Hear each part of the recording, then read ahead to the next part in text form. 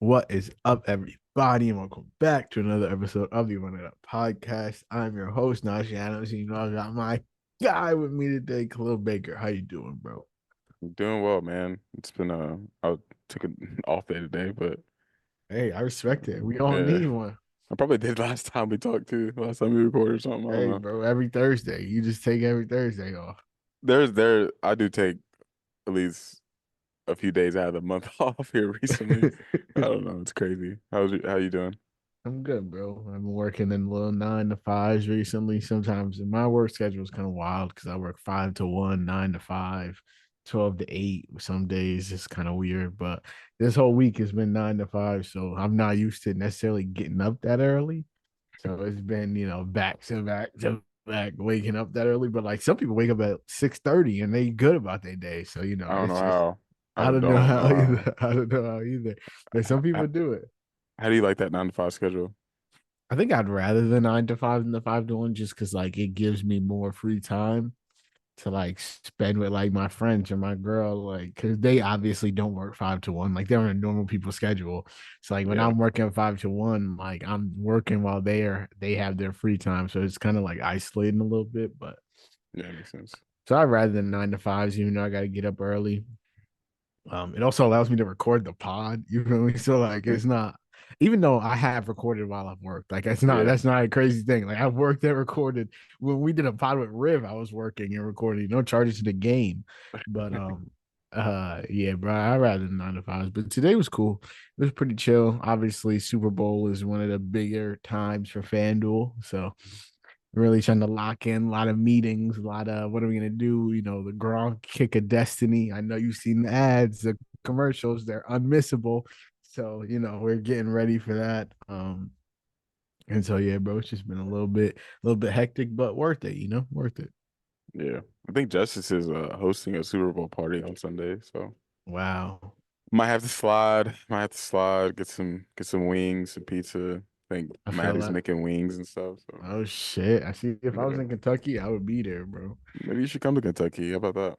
I would love to. I would love nothing more, but it's You got just All-Star Weekend coming up soon. yeah, yeah, I do. I do next Thursday. I leave next Thursday. This time next week, I will probably be in a Indiana hotel, Yeah, which is I am not looking forward to. But you're yeah, not record. We're not recording while you're there, right? Probably before. probably not. Yeah, I'm gonna try. Yeah, The goal is to do it before. Maybe like Wednesday night would be a good look. Oh, Wednesday night's Valentine's Day. That is chalked. Or maybe yeah. I'm Tuesday I'm night. babysitting Kai that Yeah, night. yeah, yeah. Tuesday night it would be great, honestly. So maybe we Yeah, could pop that out then. we might have a little special guest next week, That's what I'm hopefully. saying. So I had a little special guest, you know what I mean? So um that's gonna be lit. We don't want to spoil it, but it'll be if yeah, it does come through, that would be super fire. Um, but yeah, yeah, that'd be huge. now that we've gotten through all the small talk, I hope you guys enjoy the pod today. It's literally just us talking through Super Bowl. We're talking about our Super Bowl picks, kind of running through, what we think the script of the game will be, talking any predictions or bold predictions we have, doing a little Super Bowl MVP draft. It's gonna be a good little Super Bowl episode. So just lock in, get some popcorn, listen to us, do whatever you need to do. Make sure you subscribe to the podcast on YouTube and anywhere you listen to podcasts. Leave a 5-star rating and review. Follow us on TikTok at the Run It Up Podcast. Follow us on Twitter at Run It Up Pod. You can find me on Twitter at Najee Adams _ Khalil, on Twitter at Balil44, and Justice on Twitter at JReed _ all that will be in the description. So if you don't remember what it is, just scroll on down and click the little link, and it'll take you right there. But before we get into stuff, we got to do song of the week. So Khalil, start me off. Kevin Stefanski, Coach of the Year, baby. Uh, Uh, it's the second one. yeah. Who was your what's your song of the week, bro? Uh, I've been listening to this song so much recently. I hope I haven't done it before. I don't think I have though. But it's "Down with Me" by Lil Tecca. Great song. Hey, Love that song. You know that song, don't you? You I know Lil think I Tecca, do don't you? know that You listen song. to Lil Tecca? I do listen to Lil Tecca. Wait, I want to see Yeah, if I have it downloaded in my yeah. library. It's dude, it's a vibe. It's so good. Like I I don't have love it that song. downloaded in my library, but I feel like I know the song. Yeah, I think he did like maybe a snippet on TikTok maybe of it before he put it on the deluxe album or the re-release of his Hmm. album. But even though that even then that album, what I don't remember what it's called at this point, but what is the album called? Where you at? Where you at? Tech. Okay, yeah, it's called Tech. It's a really good album, and he released a bonus of it um this year. So down with me on Beautiful, that. beautiful, beautiful. Down with me, Lil Tecca. My song of the week is gonna be. I'm not gonna lie, I had a little trouble choosing it, but it is gonna be "Sorry" by the Kid Laroi, and it is off his last album. The album is called "The First Time." Um, and I just really like the song. It's a good little vibe, you know. Kid Leroy is a lot of like sad boy songs, but it's a lot of good sad boy songs. So Yeah. it'll be in the description down below. It's like pretty melodic, like it's like a little vibey kind of tune. So make sure Why you did guys I check it out. Why did I think you were gonna say Justin Bieber? Sorry. Oh no, sir. No, sir. Even though that's another great song. People It's a sleep good on that. song, yeah. People sleep on that. One of my favorite Justin Bieber songs is Ghost. And Go. if Oh, I really? can't be close. Yeah, that song is really That's good. So funny. it's a Hey, great Leroy, Justin Bieber song. he has a snippet going around right now on TikTok. I think song's called Hatred. Uh, He has such like a TikToky voice. Like he but makes such good TikToky music.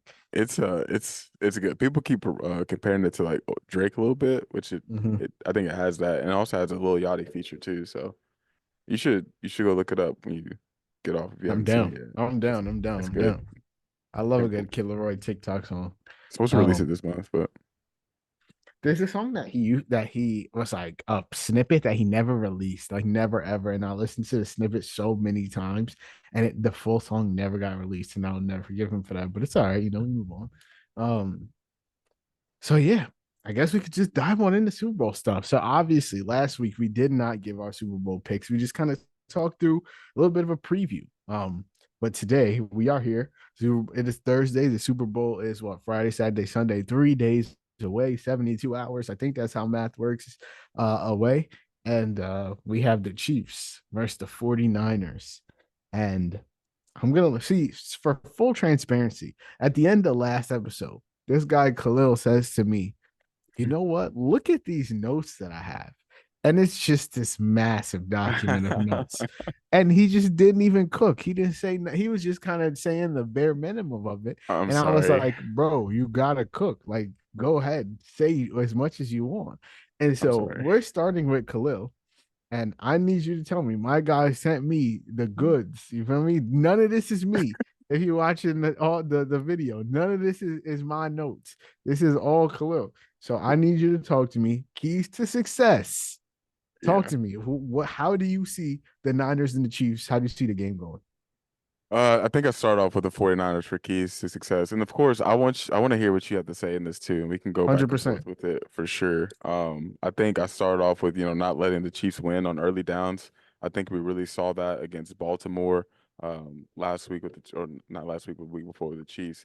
Like the Chiefs were always winning on first and second down, so they're always in like a third and manageable, always in the second and manageable. They got a lot of success on the run. They got a lot of success with the RPO screens, getting the ball to Kelsey, Rasheed Rice, like getting the ball to playmakers, and they got chunks and chunks. And so I feel like that's a recipe for disaster if you're the 49ers at that point. Of course, like there's a lot more that goes to that, but if you are, letting the Chiefs win on early downs, if you are letting them win in the trenches, establishing the run, keeping the run going, getting the quick game going, whether it is RPOs and screens, then you're going to be in a weird spot because at that point, you're letting Andy Reid, you're letting Patrick Mahomes be super comfortable, and you're letting them get whatever they want to. I think that was probably one of the worst parts about the Ravens game plan when they played the Chiefs is they weren't aggressive enough. You saw a lot of off coverage, you saw a lot of soft coverage, you saw a lot of field and space. And at this point with where the Chiefs are in their maturation, of course, like in the past years, and so they've been this big play team, always going for the big play, not being patient enough with the run, not being patient enough with just dink and dunking it. But I think where we are now, as far as Andy Reid still developing as the play caller and being patient and learning from his mistakes in the past, and then Mahomes just, I guess, if you want to compare it to like Brady becoming more of a Brady mindset type of thing, like if the defense is giving me this, I'm gonna take it. And if you're gonna keep giving it to me, like I'm gonna keep taking it. And then defense makes adjustments, and then that's when we go big. That's when we take a shot down the field. That's when I identify man coverage. I identify cover one, cover zero. I'm looking at MVS on the third down, and I'm getting the ball to him, especially if I know they've been doubling Kelsey all game, and that's what we saw on that sealer for the Chiefs against the Ravens. And that's typically what we might see in some ways against this 49ers team. So if you're letting them win on early downs, you are already off to a tough start. And I think the 49ers at this point they're still trying to get back to where they were in Hmm. the regular season. We haven't really seen that in quite some time. So I don't think they're in a good spot here. So I think it starts off with, stopping the Chiefs, stopping that run, stopping that quick game, making the Chiefs do stuff that they don't want to do necessarily. Look at you. See, this is why. This is why we need you to cook. Yeah, I mean, I think I totally agree with everything you said. I think the Niners have struggled in the playoffs more than they have in the, regular season. And I think they've kind of been like, if they in both games they've played against the Packers and the Lions, like the other team has come out more aggressive and they've had to play from behind. And if you let that other team get hot, when it's Jordan Love and it's Jared Goff, maybe you have the margin of error is like much bigger than it is against Patrick Mahomes, right? Yeah. Like you can let Jared Goff and Jordan Love get hot and then kind of just rely on your talent and having so many playmakers on the field on both sides of the ball to kind of bring you back. But when you're doing that against the greatest player that we may have ever seen touch the rock, like I think you kind of run into a little bit of an issue. And so to just kind of get into my thoughts on how this game goes, I'll be honest. I think this is a little bit of a shootouty game. Um, I'll just go out on a limit and like start it off and say that I came on this podcast and I said if if Patrick Mahomes wins versus Lamar Jackson and the Ravens after the season that they had, after the season that Lamar had, I will never pick against him on this pod again. And so I'm picking the Chiefs to win the Super Bowl. My final score is 31-28. Like I said, I think it's a little bit shootouty. I think the Chiefs become the first back-to-back Super Bowl champions since the 03-04 Patriots. I think this game goes to overtime, which I feel like is going to be very, very fun. I don't know. I just feel like this is going to be a fun Super Bowl. Like I feel like a lot of the times we go into the Super Bowl and it's kind of like lackluster. The defenses are really controlling the game. Offenses aren't really getting to get into like good rhythms. But I think this game might get a little bit out of hand, which is what we want to see in a Super Bowl, right? Like no one wants to go to a Super Bowl party and have the score be 7-3 at halftime. Like, Yeah. ooh, it's not that fun. So Boring. like, yeah, it's boring. I think these are two of the more prolific offenses in the NFL. And the Chiefs didn't look like that all season, but they've been able to, make it count when it matters. And so, like I said, I think this game goes to OT. I think both quarterbacks throw a pick.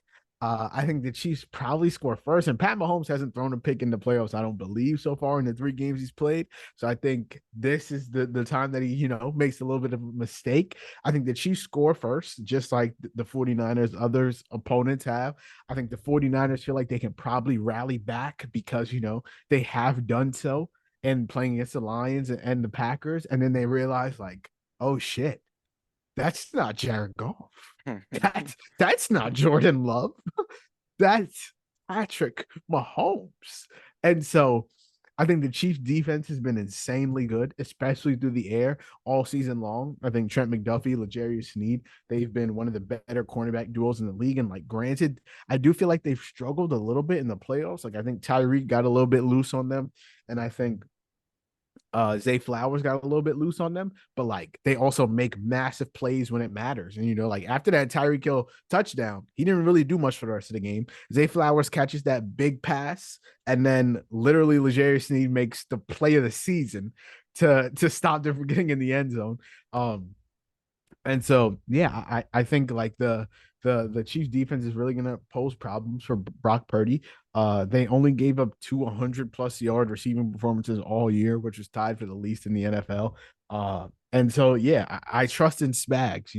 Like I really think if he was able to lock down one of the most dynamic quarterbacks and maybe the most dynamic quarterback we've ever seen play football in Lamar Jackson, like I gotta believe he'll be able to do something with Brock Purdy.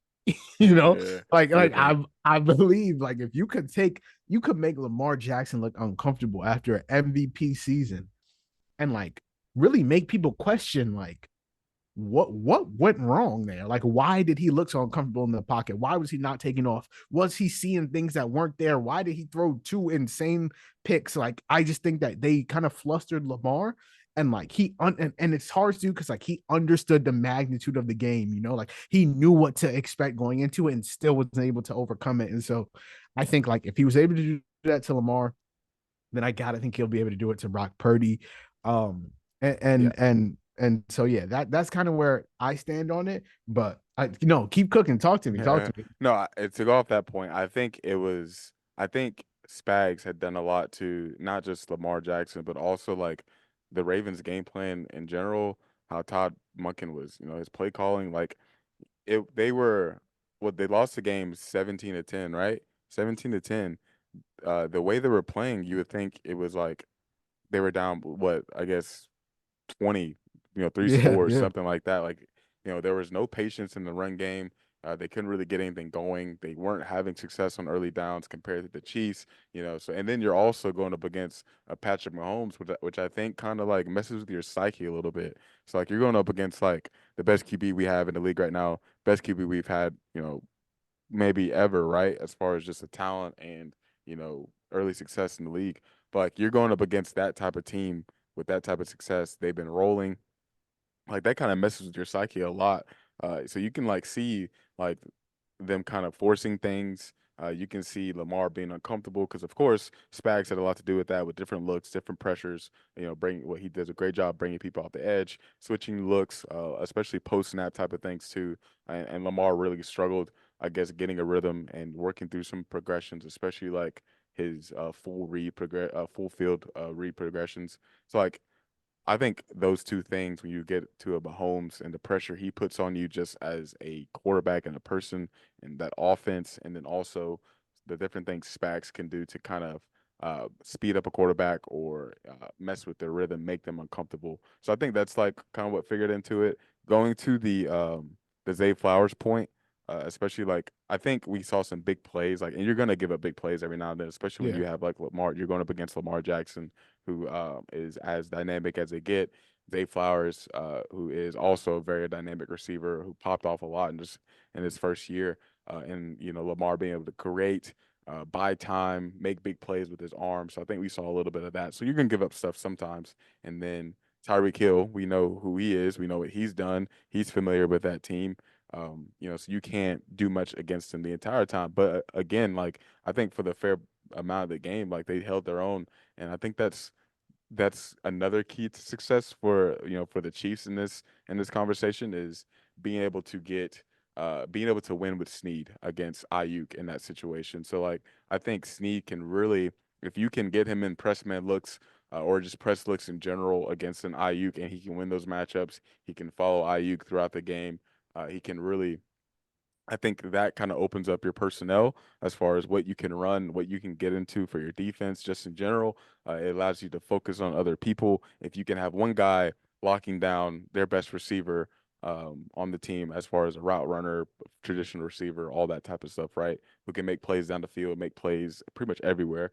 So I think if you can have one guy who can lock that down, or at least match up or win that matchup slightly, you can have other guys focusing on a George Kittle, focusing on a Christian McCaffrey, focusing on, just that run game and what they have to do there. So, and then also on the other side of it, you have 49ers who you want to have Ayuk win those matchups. You want to put him in good situations. So can you get him in some free release situations? Can you get him in some stack sets, some bunch sets? Can you get him, we know Kyle Shanahan uses motion. He's even adopted motion from Mike McDaniel. Can you get him in some? I think I talked about it last time or a few weeks ago. Can you get him in some of those sharp motions, or some of those motions just to get him going, get him free release, put pressure on Snead, put pressure on that defense, and get him some easy out routes, which we've seen Purdy and Ayuk connect on some of those. So like, can you make it easier on Ayuk, but also can Snead make it easier on his defense and take pressure off that way. So I think that's like one of the keys to success for both teams and one of the bigger matchups going into this game, because it could dictate so many other things. Going to another key matchup, I kind of want to talk about. Uh, I think it's probably going to be pressuring Mahomes, which is something that is not easy to do. What do you think about pressuring Mahomes and what that looks like, and if the 49ers are able to do it? What do you think that looks like? I think that it's going to be pretty key to, like, I think in the scenario that the 49ers win this game, like, it happens one of two ways, right? Like, I think either Christian McCaffrey just has this monster performance, because like the Chiefs have been pretty susceptible, like in the like against the run. They haven't been horrible, but they haven't been as locked down the head as they've been against the pass. Like, they were a middle of the pack run defense throughout the majority of the regular season. And obviously CMC's pretty matchup proof, like he just gets so much volume, whether it's through the air, on the ground. He's just such a massive part of what the 49ers do, that it doesn't really matter how good you are against the run, because he's good enough to get his regardless, right? So like, Yeah. I feel like there is a scenario in which CMC just takes over the game, right? And I think the other scenario is like the 49ers really get home on Patrick Mahomes, right? And like, obviously Joe Tooney probably isn't going to play. And so like that's a little bit of a hole in their line there. And I've talked about it before, but like the 49ers have a very like go-to plan of attack on defense. Like I've said it, they rush for and they just kind of get like That's it. dare they rush for and dare you to stop it. And so like I think we saw, and that kind of place is, that can be a disadvantage at times, as we've seen in the previous two matchups, because like when that's not working and you're letting a guy like Jordan Love sit back there and just dissect you, or you're letting Amon-Ra St. Brown and Sam Laporta and David Montgomery and Jahmyr Gibbs just go crazy throughout the middle of the field, down the field, Jameson Williams ripping off 48-yard touchdowns. Like, I think that can come back to bite you, but like when it does work, they look dominant, right? And so like, Yeah. if in that situation where we've seen, when you go back to that first Super Bowl that Mahomes lost against Brady, right? Like, I think a lot of people, the reason that they lost that game, and like one of the things that the Chiefs really like heavily invested into after that offseason was like offensive line, because he was getting pummeled in that game. Awful. Like, there Couldn't was couldn't do anything. couldn't do anything. There was nothing that he could do to really get in rhythm and get in motion and just get his vibe going. And like, I think that's where we kind of, I don't think Mahomes has a weakness, right? But like, if there's any way to fluster him, it's to like put some pressure on him, put some bodies on him, make him get a little uncomfortable in there and like move around and have to and he's one of the best improvisers we've ever seen. And you can do everything right. He can still make a play, but like you got to do the best you can to make him uncomfortable. And so if the 49ers can get home and can take advantage of a Chiefs offensive line that might be a little banged up, and have, Nick Bosa have a massive game. Like, if he, really is the dominant force that he is and comes out and gets 2-3 sacks, 3 or 4 tackles for loss, couple pressures, really puts hands on Patrick Mahomes, and have Chase Young and have Eric Armstead and have Javon Hargrave really all get home. Like, I think that's where we can kind of see, that Chiefs offense start to crack. And will that happen? I don't know. But I think in the scenario that the 49ers win, that will be a massive part of that. And so, Yeah, I yeah, think both scenarios have to happen for them to win. In my mind, I think establishing the run, giving the ball to CMC, let everything open up after you do that. Like, really, like volume is king. He's volume king, of course, and I think you have to go even a notch above that. And like, you're really gonna have to feed him You feed him the ball. It's a Super Bowl at this point. There's no other game after this until next season. Like he's gonna get his touches. So I feel like that has to be a huge part of their game plan on the offensive side. And then in a perfect world on the defensive side, just like you said, actually getting pressure with that four-man front, which we just haven't seen to the same level that we, I guess grew accustomed to with the Nick Bosa. They brought in a Chase Young at the deadline or before the deadline. They of course they have Eric Armstead, they have, Kinlaw, Hargrave, all those guys. Like, but still, you just feel so underwhelmed watching their front four, even in the run game at that point too, which we'll get to a little later on. But in a perfect world, I think that you have to establish a run, give the ball to CMC, control the clock, maybe limit some touches when it comes to keeping the ball away from Mahomes, and then also when he does have the ball, can you get pressure on him? Can you make him uncomfortable? Can Bosa win that matchup against those? Against I think it'll be what would it be? Be Taylor? Will it be Taylor on that side? I I can't remember believe at this so point. because they've Yeah, had the whole like they asked him Nick Bosa like, hey, what do you think of Jawan Taylor? He's like, they he hold really him. holds a lot. Yeah. So I Yeah, so imagine that's the matchup. and even then, Nick Bosa doing a great job playing politics, like saying that in a press conference, and kind of putting pressure on the refs in the sense like refs are going to be looking for that at this point. So can Hmm. he win those matchups? Can they take pressure off their defense, and especially in the back end? Because if they aren't getting pressure, things are going to be open against that 49ers defense, and they're going to have to end up doing different things if that front four is not getting pressure. Even against the Lions, which we saw 2 weeks ago, like guys were open in zone. Guys were open over the middle of the field. Guys were open when the 49ers were going man. But fortunately, there was a few times, that Bosa could get back there, that the pockets could collapse or would collapse, that Jared Goff had to step up and make a throw off platform, which he isn't always the greatest at. Fortunately, it led to some drops, even on that big drop that we saw from Josh Reynolds. Like, I think it was cover. I think the 49ers are playing cover one. I think Bosa got around the edge on Taylor Decker, if I'm not mistaken. I think he got around the edge. Jared Goff had to step up a little bit, reset. It was actually a really good throw. Got it out there. Josh Reynolds beat his guy. Uh, he was wide open at that point. He has to catch the Hmm. ball. But in those situations, um, no, you got to help out your secondary because they aren't a great team back when it comes to that point, and they aren't a great man team, and they don't want to run a lot of man. But I feel like they even might have to, especially if they aren't getting a lot of pressure on Mahomes. So going back to like they're going to be um, patient if they have to be. They're going to take what the defense gives them. So if you're giving them off coverage and you're not getting back, they're gonna take advantage of that. And we've seen Mahomes take advantage of so many different looks. And at this point, you're gonna have to give up something. So that front four is gonna have to get back there for sure. I think that's gonna be a big part of it. And being aggressive on the defensive end, which I don't think that they are great at. They run a lot of cover three. They run a lot of quarters. Again, they stick to the four-man front. They put a lot of pressure on the linebackers to make plays. I just don't see a huge and they aren't exactly game plan specific. They can get a little bit into that, so maybe a Fred Warner can get onto a Kelsey at some point. Not to the level that Kyle Hamilton did against the Chiefs, but sometimes you're gonna have to see that matchup. I don't think you want to see Greenlaw against Kelsey in this circumstance. You want to put your best guy on him. I just don't know if that front four can really win enough to put more pressure on the Chiefs to maybe do things they don't want to do in that sense.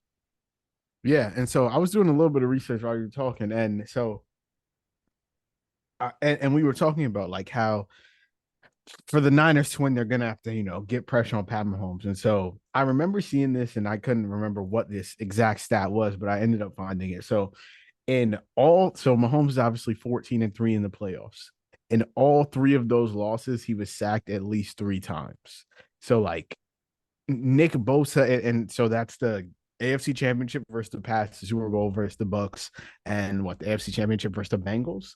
So all three of those teams were able to, get home, pressure him, make him uncomfortable, get him to, go down, which is hard to do in its own right, Yeah.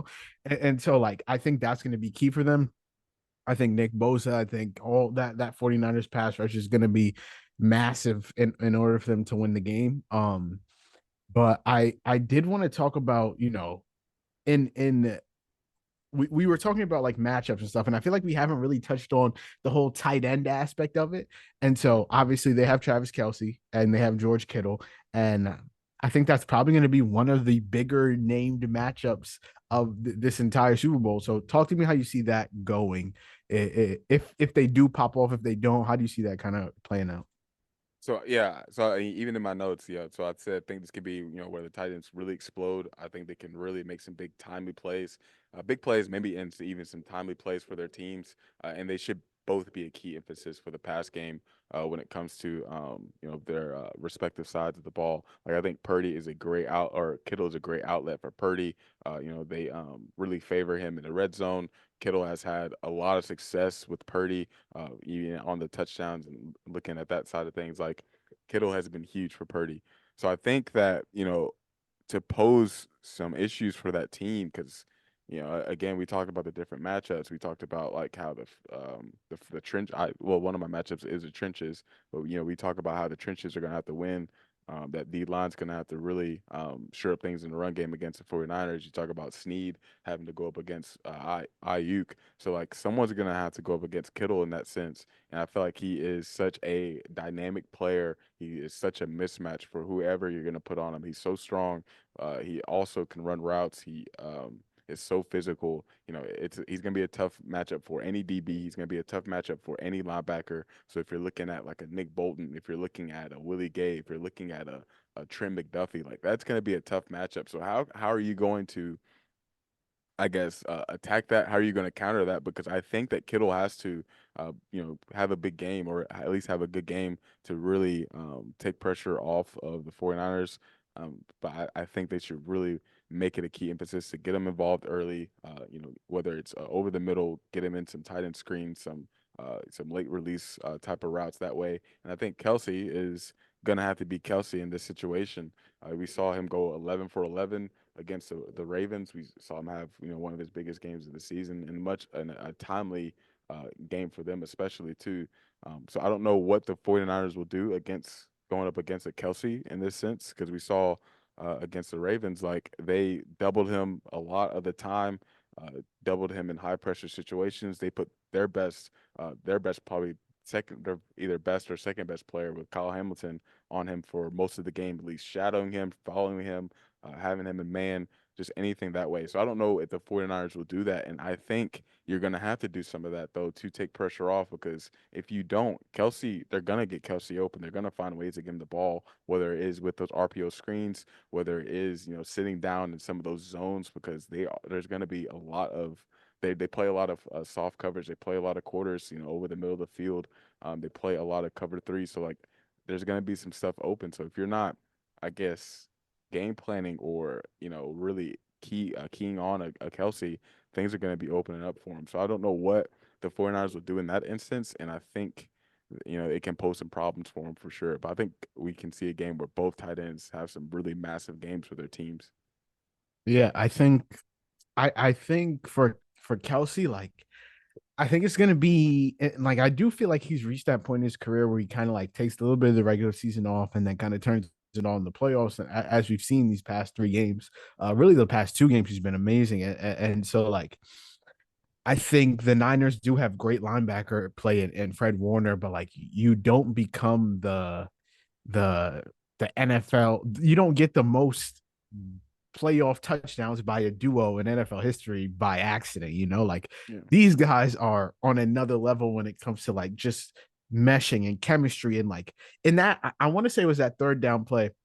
I want to say it was third down against the Ravens when all looked lost and Pat Mahomes kind of like scrambles out and like just kind of throws up a prayer and Travis Kelce makes that like diving catch. Like Yeah. you don't script that. Like that's not scripted. That's not like him sitting down in the zone. That's not like him. I think on New Heights he said he like ran the wrong route. Like that's just like okay. I trust that this guy is going to be here on Pat Mahomes' end and on Travis Kelce's end. It's like I trust that this guy's gonna, I don't care where I am on the field, I know he can get it to me. And so, like, I just feel like that kind of chemistry is like unmatched, like you don't see that on a lot of teams.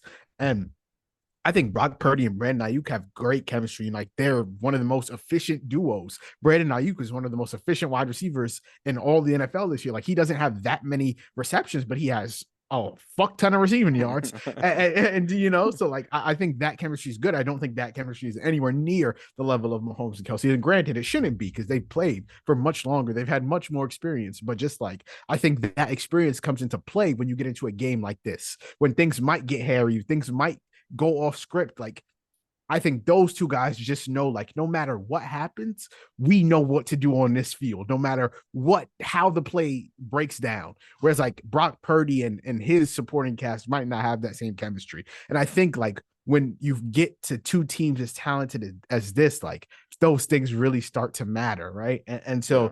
I think that's the Kelsey piece of it. And for the Kittle piece of it, I think like the way I see this game going for him is that like he doesn't have a ton of receptions, but I think it the ones that he does catch is going to be like backbreakers for the Chiefs, like third and long, George Kittle out of nowhere over the middle of the field for 40, like those kind of things that really like demoralize a defense. And like, I don't think this is going to be like a Chief runaway win by any means. Like, I could see the 49ers, you know, getting their shit off against the Chiefs, you know, like I have them scoring 28 points. That's a lot of points. So like Yeah. I could see both guys having pretty good days and really like signature plays when we look back on the Super Bowl. Like I think we'll remember that Travis Kelsey play. We'll remember that George Kittle play, regardless of who wins, right? And so that's kind of how I see that matchup going in. The very last matchup that I feel like we haven't touched on as much as the quarterbacks, the Brock Purdy versus Patrick Mahomes aspect of it. How do you kind of see that one playing out?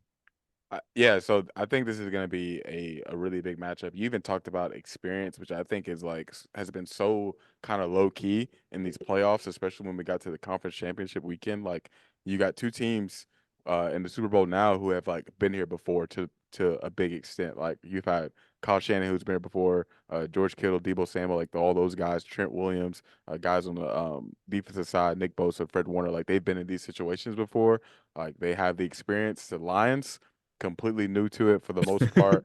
Like coaching staff is new to it, Coaching and you staff is kind going for it on of fourth down instead of tying the game. yeah. So you saw it in key situations. You saw Jameer Gibbs fumble in a tight situation. You saw a lot of drops from a lot of key guys on a lot of key plays. You saw Goff not being able to extend plays and make plays, which is not like a whole experience thing. But again, like those are like some really big moments in those games. And you saw the Ravens also fold. Lamar Jackson has been in the playoffs before, hasn't had a lot of success.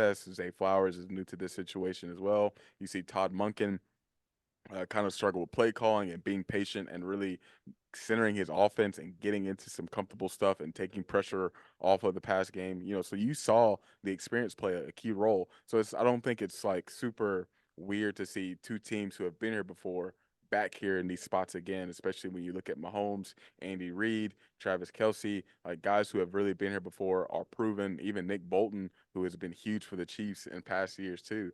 So like I think that experience level is a key part. And then you talked about Brock Purdy. I think this matchup is going to be a huge matchup. Like not to say that Brock Purdy is going to be better than Mahomes, not to say that he's ever going to be a better player than Mahomes, but he has to be able to keep up to some level. He has to be able to kind of go toe to toe with the Mahomes in this game, or at least keep his team, close to that level. Even like, because I don't want to have Tua shade. I don't. It just feels Oh, unnecessary. whoa, No, but like so. whoa. But do you remember when? This is not a shot. I promise you, it's not a shot.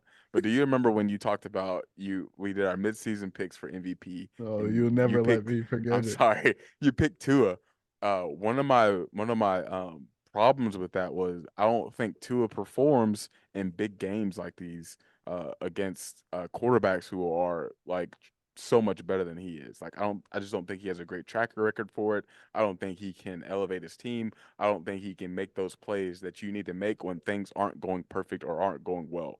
So like I think Brock Purdy has to step up his game in that level. I think we saw him do a phenomenal job with it last week and even or not last week, last game or even the game before that, with that huge late drive to get them back on top and then also against the Lions helping them, being a huge part in them coming back, using his legs, escaping out of sacks, making some really timely throws, getting lucky on a few throws, but that's what it takes sometimes. So I don't. He has to be able to go to toe to toe with Mahomes in that level, because I think there's going to be some times where we see Spags give him different looks, try to confuse him a little bit, do some disguise type of things, do some pre-snap type of stuff, and then change it post-snap. Like, he's gonna try to put pressure, try to make things uncomfortable on that second year quarterback, but. This is going to be the biggest game of his life, and he's going up against one of the better play callers, in the NFL, and the Spags. So I think Brock Purdy. There's going to be moments where he's going to have to show up big for his team, where CMC is not going to get the ball as far as in the run game, or things aren't going to be perfect. Things might break down. Can you escape out of pressure? Can you use your legs again? Can you make some plays right there? So I think we're going to see that from Mahomes, or we're going to have to see that from Mahomes if they're going to win this game, especially if the front four is going to have something to say about it, from the 49ers perspective. So I think this is one of the bigger matchups when you look at it. But I think we've seen a little bit more from Brock Purdy. I think he's had a good season, obviously statistically, but just being able to actually make big throws down the field, play with anticipation, being a great processor, game manager in that offense and within that structure. We've also seen him be able to elevate his game outside of structure when things aren't perfect either. So maybe can we see a Spags use that to his advantage? Use his strengths as far as Purdy's strengths to his advantage, and be able to, like, give up a little bit here and there. So, like, I start looking back at the Ravens 49ers game from earlier this season or later this season.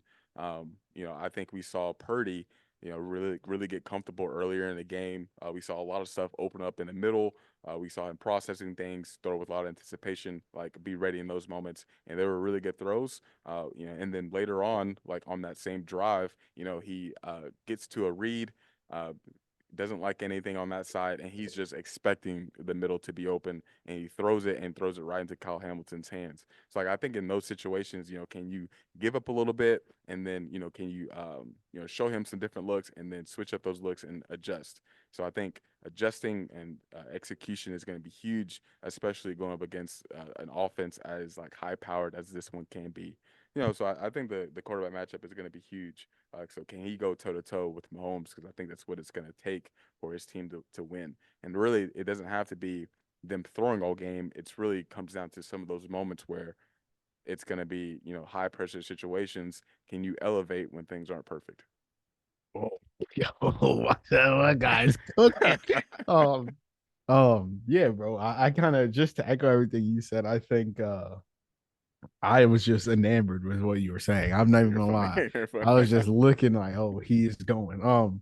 I think that obviously the quarterback's the most important position on the field, and I think it always comes down to what your quarterback can do to help you in the game, right? And I think these are two of the more explosive. I think the 49ers are one of the most explosive offenses we've ever seen. And then, when you have a guy like Pat Mahomes, like, he's just an explosive player to begin with, right? Rashee Rice is one of the best, run after catch guys in the NFL. And when that's really what the 49ers offense thrives on is, getting guys in open space and having them just kind of bank on their playmaking ability and take off. Like, you have a CMC in the open space. No matter who's on the other side trying to tackle him, he has an advantage most of his time. Same thing with the Deebo Samuel. Less to a lesser extent, Brandon Ayuk, but, like, he still gets loose. Same thing with George Kittle most of the time. And so when you have guys like that who are dynamic, all of a sudden Jawan Jenkins is making Odell Beckham one-handed catches. Like, it's just crazy things happen, right? And so I think at the end of the day, this game boils down to the best player on planet Earth versus Brock Purdy, right? And so, like, I think Brock Purdy's going to have his moments. I think he's going to have his throws. I think he's going to hold his own in a way that I think for a lot of people picking the Chiefs, they kind of expect him to crumble. And in this instance, like, I don't, right? Like, I think he has a decent game. I think he shows up, he does what he's supposed to do, and I think you can do that, and that can still not be enough because you're playing against the best player on the planet, right? Like, there's in a lot of Tom Brady's games, like Super Bowl games, the other team did well, right? Like they did what they needed to do, and that just wasn't enough a lot of the time. That Seahawks game is a perfect example, right? Like, granted, we threw the ball on the 1 yard line. It's sometimes you got to get a little lucky, but like they still came down. The reason that we were in that position is because the Patriots came down and scored on us. And so like I think there's a lot of times like where games just boil down to like who has the best player at the most important position on the field, and the Chiefs do, and they have in every game that they ever play, but like for the last 3 games in particular against the Dolphins, I picked the Chiefs to win that game, and they had the best quarterback. Against who they play after that, the Bills. I picked the Bills to win. Didn't Josh Allen had a great game. The Bills Yeah. had a great game, and it didn't matter because the guy on the other side of the field was the better player. Against the Ravens, I won't say that the Ravens had a great game, but they did They had so many chances though. they Still, had so many the chances to have a Chiefs great only game. scored 17 points. And like sometimes it just doesn't matter. So like I think that's kind of what we get into here. Before we dive into like predictions and stuff, did you have a score prediction? Did Because mine's is 28-31 Chiefs. Did you have a score prediction? And granted, I didn't ask you to prep this for the pod, so you're going off Yeah. the dome. But if you just had to give one, what would you say? I actually don't do score predictions very often. I don't think I see it being like a 17-10 type of game like the Ravens Chiefs, of course. Uh, I have a hard time with the shootout, like a whole bunch, just because I know the game. There's a few different ways the game can go. Like I know the game can also be like give CMC the ball, run the clock, milk the clock, do some like really good time management, game management type of stuff. Try to limit possessions as far as Mahomes goes. But also I know like those defenses have some shortcomings.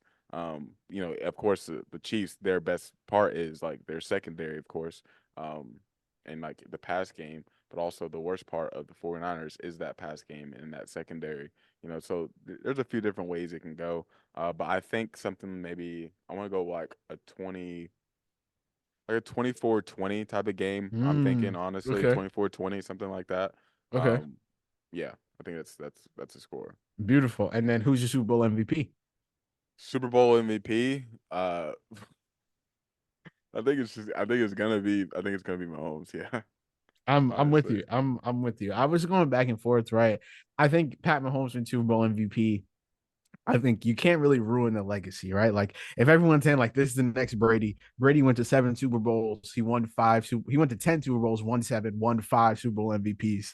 The two that he didn't win were wide receivers, Julian Edelman and Deion Branch. No tight end has ever won Super Bowl MVP. So like, and granted, Travis Kelce might be the greatest tight end of all time, so maybe he's the first one to do it, but I'm not going to say it.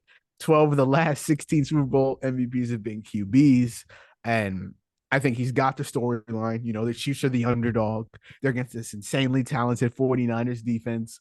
And when you think about it, right, like I think if the I think if the Chiefs win, there's only one of two MVPs. It's either Pat Mahomes or Travis Kelce. And so like I kind of also like Rasheed Rice, but whatever. Or Isaiah Pacheco, cool. But like I think the favorites are like Pat Mahomes or Travis Kelce. You look at the divisional game. Travis Kelce had 5 for 75 and two. Isaiah Pacheco also had like a touchdown or two, and Pat Mahomes still would have been the MVP of that game. Like if you ask people after that game who was the MVP of the game, even though Kelce went crazy with 2 touchdowns, Isaiah Pacheco did his thing, people would have said Pat Mahomes. You go to the AFC Championship. Travis Kelce had 11 for 116 and one. You ask people after that game who's the MVP of the AFC Championship, they're saying Pat Mahomes. So I don't know if there's anything that he would have to go for like 12, 203. And people might still be like, hey, well, Mahomes threw for 400. Like, So yeah, like it's gonna have to be a massive game. Like there's gonna have to be like Yak is gonna have to go crazy. Like there's gonna be like a few RPO screens, and he's just like going for 40 on each of them. 100%. Like it's just like he's gonna have to have a massive game to where it's like, oh, it wasn't all Mahomes in this play or Mahomes doing something crazy with his legs. Like it was Kelsey, you know, taking the brunt of this on the on the offensive play. So I don't know. All right, and then I cooked up two pretty bold predictions, and I want you to tell me on a scale of 1 to 10 how likely you think they are to happen. Right, so like 10 being highly likely. No, that's not how that works. 10, well, I guess yeah. How You can do likely they that. are to happen? Yeah, 10 being very likely, one being not happening. So the first one I think is a little bit more on the safe side, right? But like I could see a world, bold prediction. Rashi Rice, the rookie Super Bowl receiving record is Torrey Holt, 109 receiving yards. I could see Rashi Rice getting 110 receiving yards, breaking the rookie receiving record in the Super Bowl. And maybe that gets him a Super Bowl MVP. You know, maybe that's the way that happens. If it's not over the last couple of years, if it hasn't been a QB, it's most of the time been a wide receiver. So I'm saying Rashi Rice goes crazy, breaks the rookie receiving records yard in the Super Bowl. 1 to 10, how likely? I think I'm gonna go with a 7, actually. Oh, So okay. like there's a world where, the 49ers actually have an answer for Travis Kelsey. Of course, Javarius Ward is on the defensive side for the 49ers. He's probably going to have to be the guy that's going up against a Rice, trying to stop a Rice, their most consistent receiver. And I don't know if he wins that matchup necessarily, even though he's a really good corner. I like him a lot. Like, I think there is a world where Rice is going to have to be featured a little bit more. So there's going to be, it's going to increase the volume targets he's gonna get, the chances he's gonna get, and of course, like we've seen him really come on. The second half of the season, him have more responsibility in the offense. Mahomes trusting a little bit more. Them kind of get a little bit more gelled, like he talked about with Kelsey and Mahomes. Like we've seen that a little bit more with Rice and Mahomes too. So like, I think there's a chance, like there's a likely world where Rice can break that record for sure. Beautiful. And when you look at like the last two 49ers games, right? Like they've let got Romeo Dobbs went for like 83 yards, I want to say. Amon-Ra St. Brown went 7 for 87. Sam Laporta went 9 for 97. Like they've let someone go over 80 yards the last two games. Maybe that's Travis Kelsey in this game. But in the Lions game, they let two guys go over Sam Laporta and Amon-Ra St. Brown. So maybe both of them eat. And then my second prediction is Oh, a real quick, little yeah, real quick, like, cause I'm no, sorry, talk to just me. real quick. No, they're just the Chiefs do a great job of like getting guys easy looks, getting guys easy releases. Using motion, using different types of sets, stack sets. Like, there's gonna be a lot of room for him to succeed, especially if they're keying on a Kelsey and trying to take Kelsey away. Now, of course, the Ravens did the same thing. Kelsey went 11 for 11 with over 100 yards. So we'll see what happens. And the 49ers are not as game plan specific. They don't run as much man as a Baltimore team. It's a whole different scheme, so we'll see what happens. But I think there's room for a Rice to succeed. So that's actually, I like that prediction. Beautiful. That's a 7 out of 10. Now, Lay, walk with me. Walk with me on the last one. Now, Patrick Mahomes, the GOAT, the greatest we've ever seen, the Tom Brady 2.0, the I don't know, can't think of any more nicknames. Pat Mahomes, he not only throws for a touchdown, but he also runs in a touchdown, but he also catches a touchdown. So he goes triple crown Philly special. Triple crown is Philly special, baby. Throws a touchdown to whoever. He's on the 5 yard line, rushes one in. And then out of nowhere, Andy Reid likes to get freaky with the play calls, especially in the Super Bowl. Oh my God. Travis Kelsey has the ball in the backfield, and there's Patrick Mahomes, back pylon, toe tap. Oh my God, the greatest quarterback we've ever seen is also a Super Bowl catching receiver. And didn't Tom Brady drop the pass? Didn't he drop the touchdown pass when the Pats played? I think he did. So what better way to cement yourself as the GOAT than to do what the GOAT couldn't do? So tell me, 1 to 10, how crazy is this? Really? But like, really think about it though. How crazy is this? We know Andy Reid. We know him. All right, let me make sure I'm looking this up correctly. Uh, is Blake Bell playing in this game? Uh, Tight end for the Chiefs? I don't He know. is, bro. Let me look it up on Twitter. I don't see why it wouldn't be. Can I? You think I can just look up the injury report? Super Yeah, Bowl injury report. I feel like they would put it on there. All right. Super Bowl injury report. Rashi Rice limited. Joe Tooney, BMP. It looks like everybody else is good. It looks like everybody else is good. Let me make sure though. Blake Bell, nowhere to be found. I think he's playing. What is that? How does that impact the number? he played quarterback, I think, in Oh college. shit.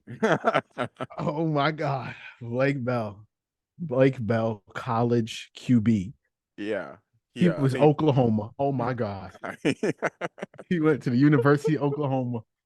So even if it's not Kelsey, if Blake Bell's out there, I know they run like Noah Gray and all those guys, but even if a Blake Bell's out there, and He was a I can, backup QB. yeah, because they have him take snaps sometimes, whether it's like QB sneak or anything that way too. So like, Hey, he was back. He was a backup in 2011. He completed one of four passes for 8 yards and an interception. But but hey, you he know, can take snaps. but hey, he slung that pill before, and that's all we Um, need. as far as likely goes, I'm gonna go with a 3 Okay, as I'll far as take that. for the I'll triple take that. crown. I'll I take don't another know. thing. That might be too high. If I went lower, it felt like a little harsh. Mm-hmm. I like the predict. I like the boldness of that prediction, Thank you, though. thank you. That would be a That Super Bowl crazy. MVP locked up. That's Locked up. bro. Even if they lose, no, I'm just kidding. But I wouldn't be shocked. that's an insane stat line for a QB, and obviously it's a huge legacy game for him, and he can only add to his legacy. I think for the most part, whether I don't think he loses much out if he loses his games, is what I'll say. It's like for him to come out with a triple crown in this game, I don't know. That's pretty ridiculous. And then before we get to our Super Bowl draft, I was thinking, I mean, I gave my prediction that the Chiefs win. Did you also say your winner? You said, who did I you didn't say? actually. I didn't say Yeah, I the don't winner. I think think you I just did, did right? score. Right. So Uh, yeah, tell me who you got winning the Super Bowl. oh, excuse me. Um, did I just burping? I hope not. You did. Um, Hey, don't worry about it. Hey, burp. I'm right with you. I, d- I talked about it last week and I tried to back off because we still had to record this pod, so I don't want to give up too much. No, no, no. Go Um, for it. but I just have a really hard time seeing how the 49ers win this game. I don't believe the front four can generate that as much pressure as they need to or enough pressure to really, get Mahomes, off his game. And even if they do, beat the tackle sometimes, which they've gotten better, even if the interior they need Joe Tooney out there, that would be nice. That would help out a lot. If they don't have Joe Tooney, I'm a little more nervous about it. But even then, like we've seen Mahomes master so many just levels of the game.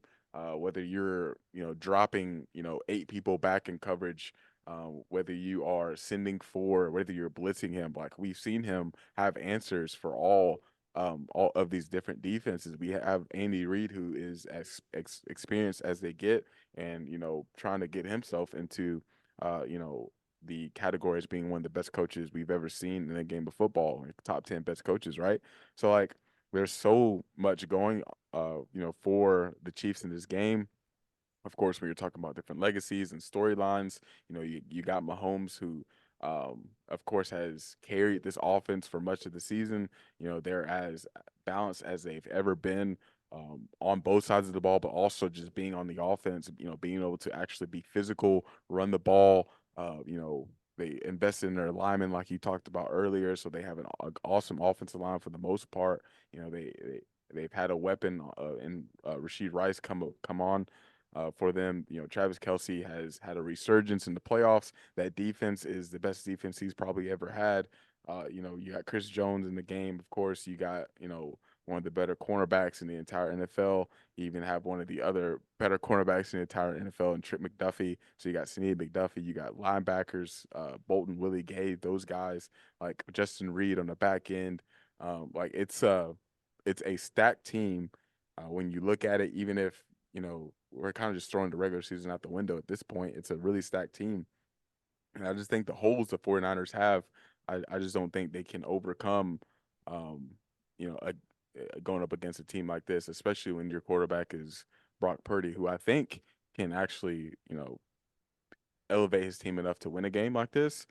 I just don't think he can do it. I just don't think he will do it, especially, going against Mahomes, who is who he is, and then Brock Purdy, you're in your second year, and the experience can become a factor, especially when you're going up against like a Spags level play caller. So I just think there's too much stacked against them. They haven't hit their stride in the playoffs. Really, they've had some really good comebacks, of course, but I just don't think they're playing good enough football to win this game at the end of the day. Boom. And so we have the entire podcast is going full Chiefs. I have literally picked against Mahomes in the last two matchups, and he's won. And so if the 49ers win this game, then me and Mahomes are gonna have to talk because clearly it's a me thing. But before we head out, shout out to the Ringer because just I saw them do this on their podcast. It was like a Super Bowl MVP draft, but they included the quarterbacks and everything. They got me thinking like I kind of want to do the same thing, but not include the quarterbacks. So me and Khalil were doing a 6 round draft. We're doing Snake. I have a random name generator here. So it's gonna give the first pick, and then we are going to basically rattle off draft picks of who we think will win Super Bowl MVP. And then at the end, we'll kind of go through our list of names and kind of decide. We'll let you guys decide who has the best one. 6 rounds. I'm gonna pick now. And obviously you can't pick Mahomes and Brock Purdy. So the wheel is spinning. And the number one pick is please don't be me because I don't want that pressure. It is Khalil Baker, baby. So Khalil, the number one pick. Oh, it's like clapping in my ear. Do not want that to happen anymore. So the number one pick in the Run It Up Podcast 2024 non-quarterback Super Bowl 58 MVP draft. Who do you select? Earlier, did you say that there's never been a tight end to win it? There's never been a tight end to win it. Hey, it's a different year. It's that year. If a quarterback is not winning this MVP, my first pick is going to be Travis Kelce to win it. Beautiful, beautiful, beautiful. And so I'm gonna keep track. I'm keeping track of the names right here. Hold on. Team Khalil. He goes. Travis Kelce. Let me hold on. Before I make my little back to backs, let me write Team Najee. I think my first pick is obvious. If it wasn't this guy, it was going to be the other. You go Travis Kelce. I'm going Christian McCaffrey. Right? Boom. And since it's a snake, the first pick of round 2, I'm going to select Isaiah Pacheco. Oh crap! Ooh, 2 running backs back to back. yeah, baby, yeah, So I was watching Chris Sims' podcast Unbuttoned, and they actually talked about a running back winning it. You know when the last time a running back won Super Bowl when MVP? It's Terrell Davis in like the '90s. I think he didn't he go to was didn't the Broncos go like back to back and Elway and Yeah, Terrell Davis yeah. won it or So something like that? that's the last time. It was Terrell Davis in like the mid late '90s or something, and then it was Emmett Smith before that. So we haven't had one in 20 plus years. But and I think those are both in games where like the teams went back to back, right? Like I think the Cowboys Yeah. went back to back or something, and it was Aikman and Emmett Smith or whatever, and then the Broncos went back to back, and it was Elway and Terrell Davis, and so there's a great chance Yeah. That's Chiefs crazy go though. back to back, Mahomes and Isaiah Pacheco, and also the 49ers kind of get gashed by the run.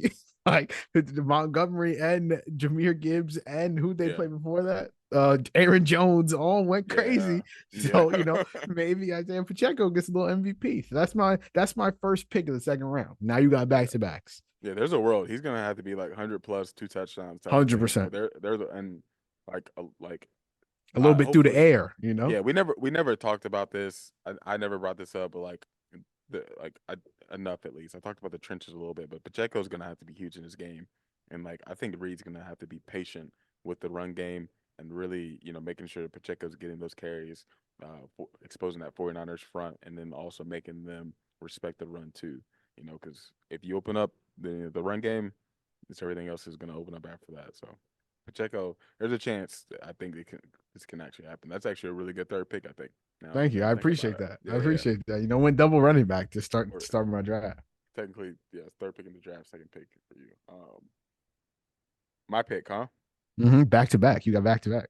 Back to back. Okay, so you took CMC and Pacheco. I'm gonna go with Brandon Ayuk for my next pick. Oh, great pick. Great pick. Brandon Ayuk. Incredible pick. And then Um, who's your first pick of the third round? and this is actually going back to your first prediction. Um, I'm gonna go with Rasheed Rice for my Oh, third you pick here. stole it. You stole it from me. All right. Okay. Okay. So I think Rasheed Rice is a great pick. Like I could very well see him winning Yeah, Super Bowl. Like usually, if it's not a QB, it's a receiver. Um, and what a story that would be too. I don't know if a rookie wide receiver has ever won a Super Bowl MVP. Like, has a rookie ever won Super Bowl MVP? I don't know. Wait, hold. That's a great little thing to look up. Has a rookie ever won Super Bowl MVP? FanDuel. Uh, a first year. Hey, yeah, I see that too. Shout out to FanDuel. A first year player has yet to take home the award. Boom. So Rasheed Rice would be the very first rookie in NFL That's history that's to crazy. take home Super Bowl MVP. All right.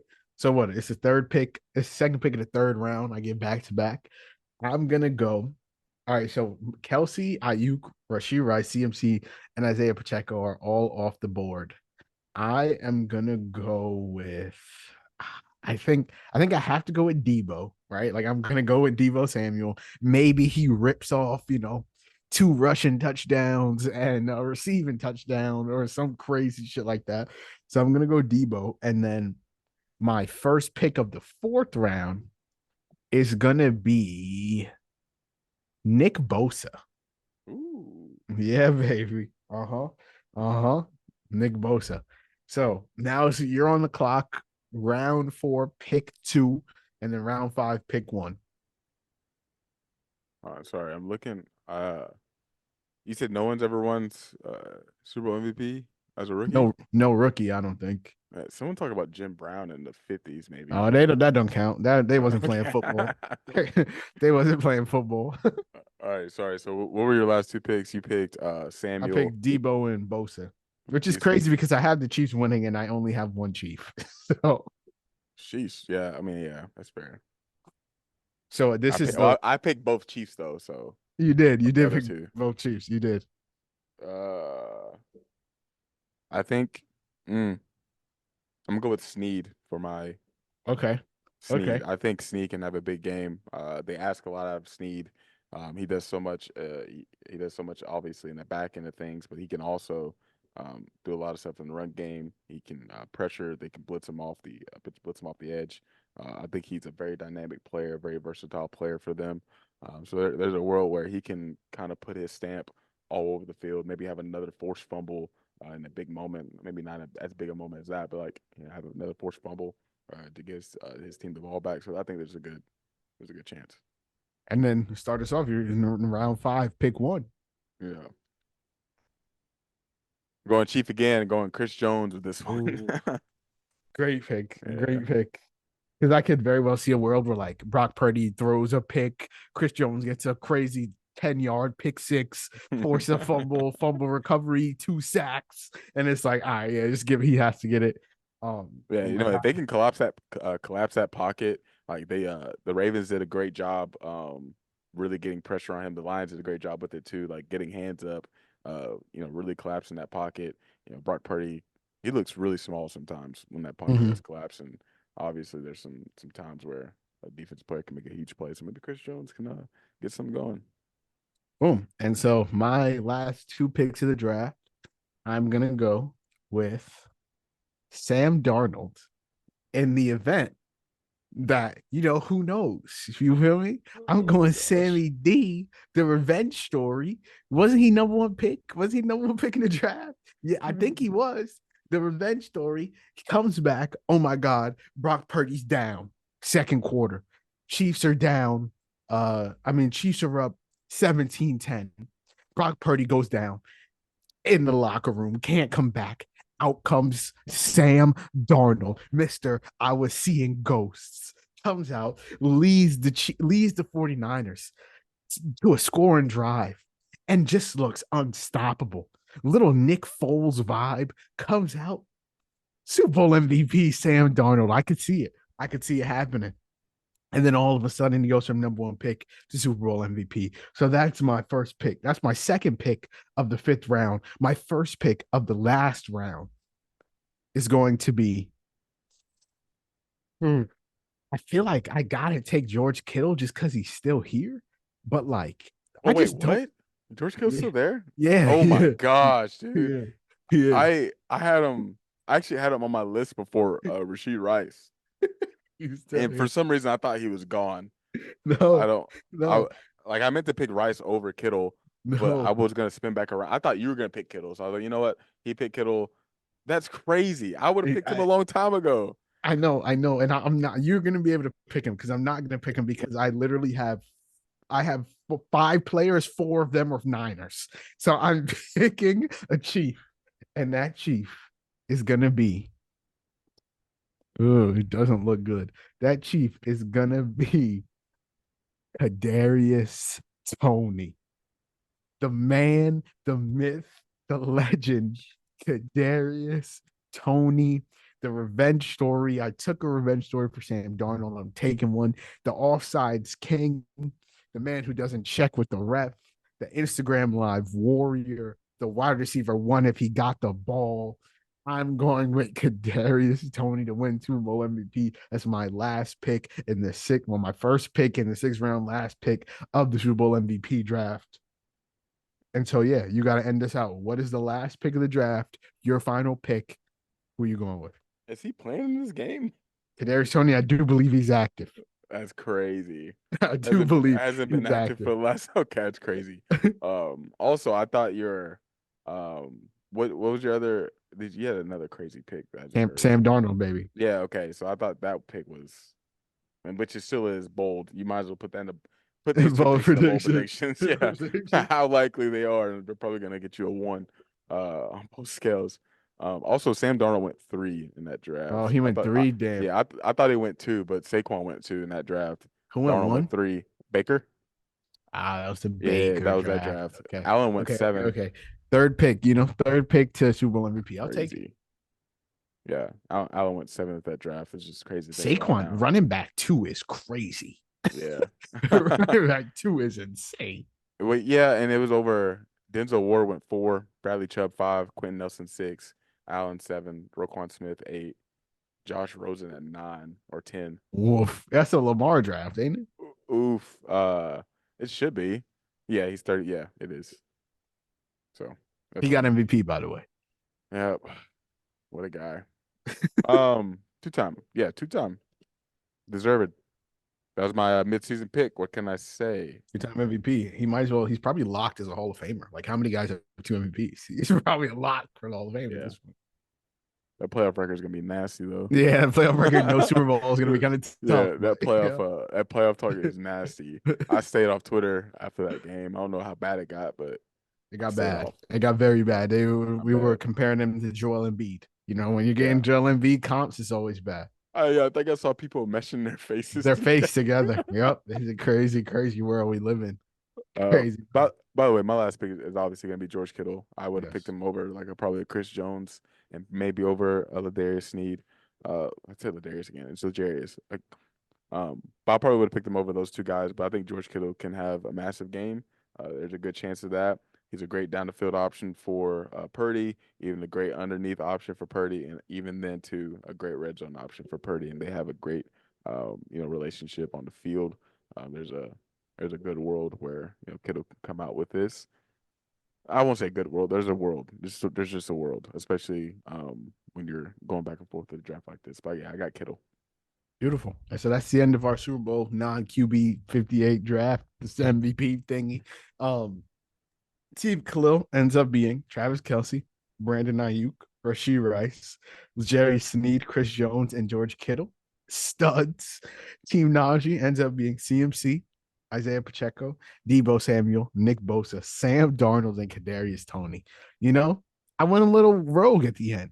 But If you post this on TikTok and you say who wins this draft, there's your last two picks You sold.